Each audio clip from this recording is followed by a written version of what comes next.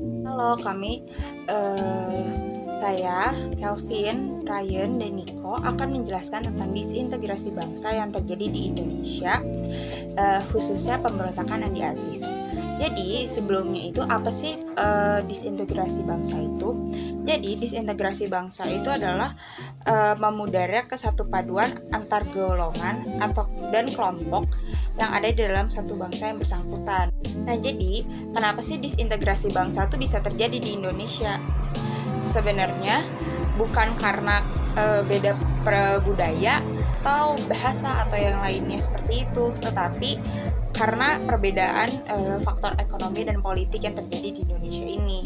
Jadi bukan perbedaan kebudayaan atau yang lainnya.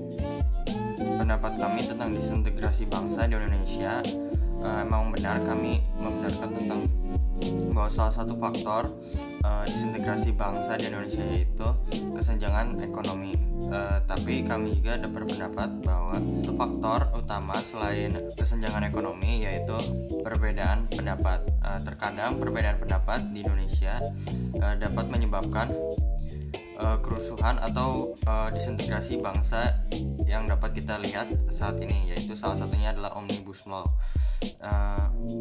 Dalam Omnibus Law ada beberapa orang yang tidak setuju akan itu, tetapi pemerintah berusaha keras untuk tetap mengesahkannya. Itu membuat kerusuhan yang salah satu yang kita bisa lihat yaitu demonstran mahasiswa. Dan solusinya yaitu dengan bermusyawarah dan juga bertoleransi satu sama lain dan juga menerima perbedaan yang ada di Indonesia ini.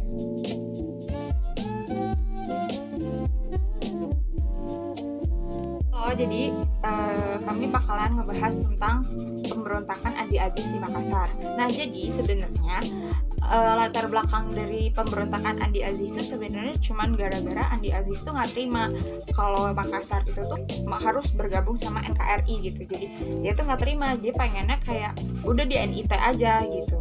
Sebenarnya awalnya dari situ doang. Dan kayak si Andi Aziz ini tuh mikir kayak sebenarnya dalam dari semua masalah yang ada ancaman-ancaman atau gangguan-gangguan itu sebenarnya dari pemerintah, tapi kayak pemerintahnya kayak nggak mau ikut campur mungkin ya, pemikirnya Andi Aziz tuh kayak gitulah.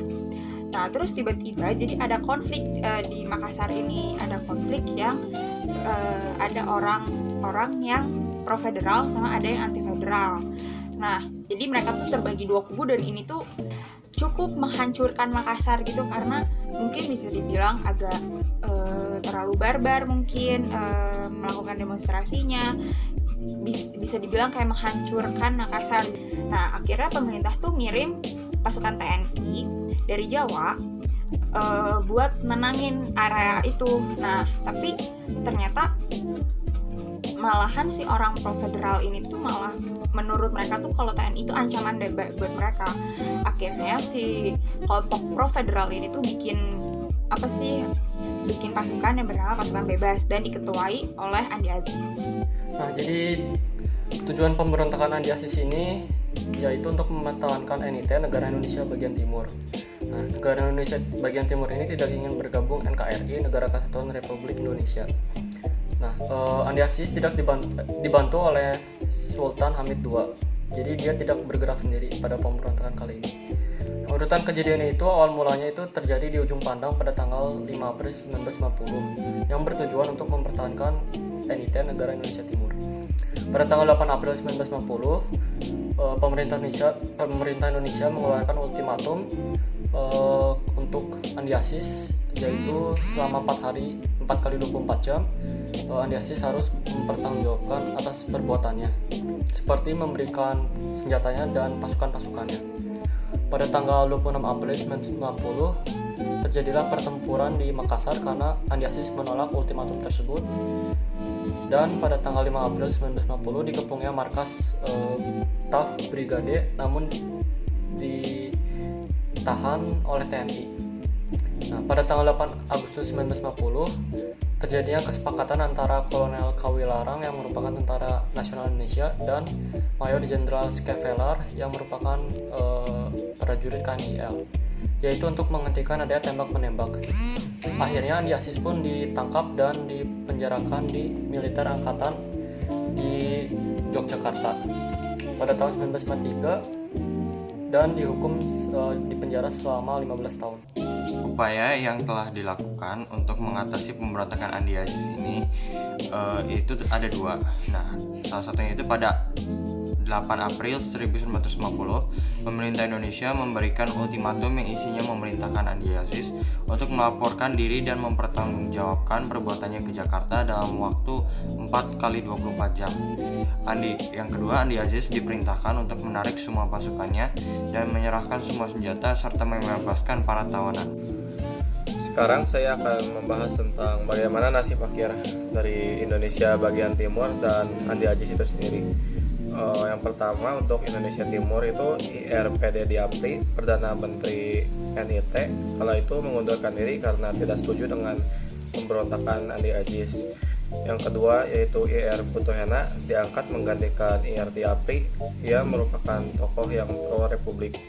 Yang ketiga itu Sukawati, wali negara NIT, pada 21 April 1950 mengumumkan jika NIT bersedia untuk gabung dengan NKRI. Untuk Andi Aziz sendiri, Andi Aziz itu akhirnya menyerahkan diri setelah didesak oleh Presiden NIT Djoko Daeraka Sukawati. Sayangnya penyerahan diri Andi Aziz itu terlambat akibat setelah terpengaruh oleh Christian Robert Stephenson Mukil yang kemudian jadi pendiri Republik Maluku Selatan atau RMS. Akibat keterlambatan Andi Aziz melaporkan diri itulah yang membuat dia akhirnya ditangkap dan dihadapkan ke pengadilan militer di Yogyakarta. Dan dalam pengakuannya itu di pengadilan, Andi Aziz mengaku kalau dia itu buta politik akibat hasutan adu domba pihak dari Belanda. Bagaimanapun juga, Andi Aziz dihukum buih selama 14 tahun dan pada 18 April 1953 dan mendapat keringanan hukuman jadi 8 tahun sampai akhirnya dia bebas bersyarat.